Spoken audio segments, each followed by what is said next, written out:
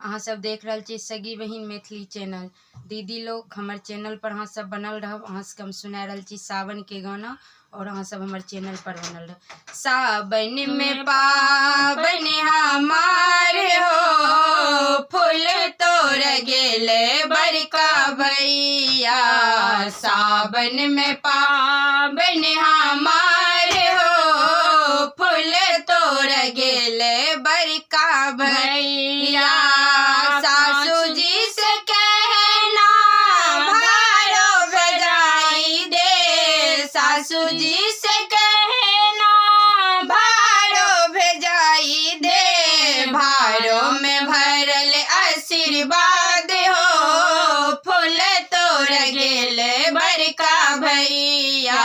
भाड़ों में भरल आशीर्वाद हो, फूल तोड़ गेले बरका भैया। सावन में पावन हमार हो, फूल तोड़ गेले बरका भैया। ननद जी से कहना गौरी घर बैठाई दे, ननद जी से कहना गौरी घर पठाई दे। गौरी में भरल सिंदूर हो, फूल तोड़ गेले बरका भैया। गौरी में भरल सिंदूर हो, फूल तोड़ गेले बरका भैया।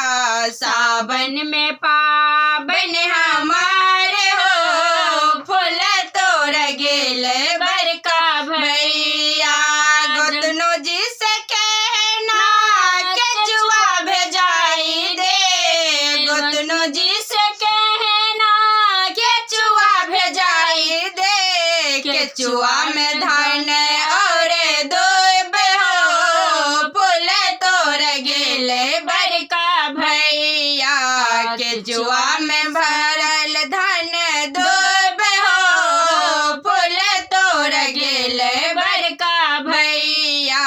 सावन में पावन हमार हो, फूल तोड़ गेले बरका भैया।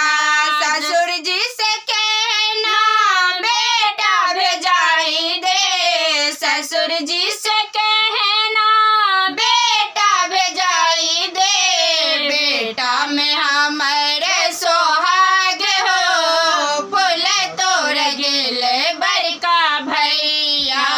बेटा में हमारे सोहाग हो, फूल तोड़ गेले बरका भैया।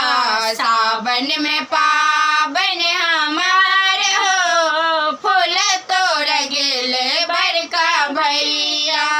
आज के हमारे गाना केहन लागल, हमारे गाना निक लागल है तो कमेंट में जरूर बताएब और लाइक सब्सक्राइब जरूर हमारे चैनल के करब।